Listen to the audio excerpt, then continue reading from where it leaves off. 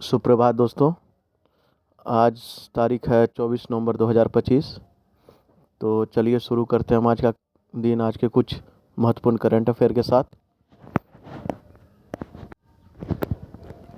तो पहला प्रश्न है, हाल ही में दक्षिण अफ्रीका में आयोजित G20 शिखर सम्मेलन का विषय क्या है? पहला ऑप्शन है एकजुटता, दूसरा ऑप्शन है समानता, तीसरा ऑप्शन है सततता और चौथा ऑप्शन है ऑल ऑफ दीज। तो इसका जो आंसर है वह ऑल ऑफ दीज होगा।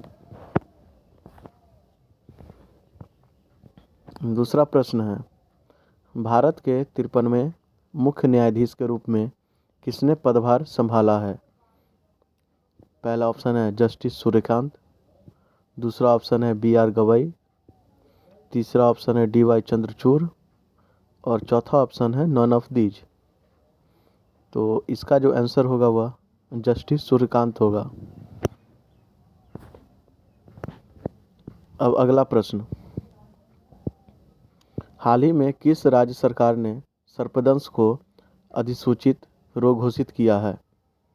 तो पहला ऑप्शन है तमिलनाडु, दूसरा ऑप्शन है केरल, तीसरा ऑप्शन है मणिपुर और चौथा ऑप्शन है कर्नाटक। तो इसका जो आंसर है वह केरल होगा। अब अगला प्रश्न, हाल ही में केंद्र सरकार ने कितने केंद्रीय श्रम कानूनों को समाहित करके 4 लेबर कोड लागू किया है? पहला ऑप्शन है 27, दूसरा ऑप्शन है 28, तीसरा ऑप्शन है 29 और चौथा ऑप्शन है 30। तो इसका जो आंसर रहने वाला है वह 29 होगा। अब अगला प्रश्न, हाल ही में 78वां NCC दिवस कब मनाया जा रहा है? पहला ऑप्शन है 23 नवंबर, दूसरा ऑप्शन है 24 नवंबर, तीसरा ऑप्शन है 25 नवंबर और चौथा ऑप्शन है 26 नवंबर। तो इसका जो उत्तर रहने वाला है वह 23 नवंबर होने वाला है, जो कि 23 नवंबर को मनाया जा रहा है। अब अगला प्रश्न, हाल ही में किस देश के एयर कार्गो सेवा शुरू करने की घोषणा की है? पहला दक्षिण अफ्रीका, दूसरा अफगानिस्तान, तीसरा नेपाल, चौथा भूटान। तो दूसरा ऑप्शन अफगानिस्तान होगा, जो इसका आंसर है। अब अगला प्रश्न, राष्ट्रीय काजू दिवस कब मनाया गया है? पहला ऑप्शन 20 नवंबर, दूसरा ऑप्शन 21 नवंबर, तीसरा ऑप्शन 22 नवंबर और चौथा ऑप्शन 23 नवंबर। तो इसका जो आंसर होगा वह 23 नवंबर होगा। अब अगला प्रश्न, हाल ही में संगाई महोत्सव कहाँ पर मनाया गया है?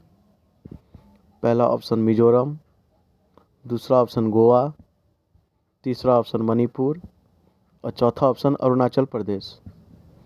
तो इसका जो उत्तर होगा वह मणिपुर होगा, जो कि मणिपुर में मनाया जा रहा है।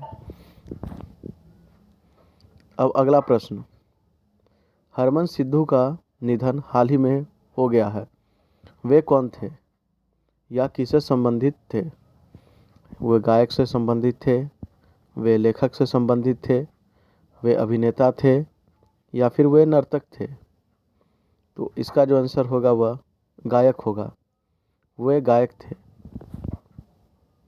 अब अगला प्रश्न, दुनिया का पहला फ्लोटिंग आर्टिफिशियल आइलैंड किस देश द्वारा बनाया जाएगा?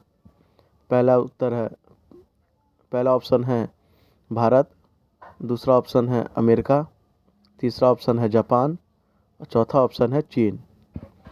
तो इसका जो उत्तर होने वाला है वह चौथा होगा, जो कि चीन है, क्योंकि चीन एक आर्टिफिशियल आइलैंड बना रहा है।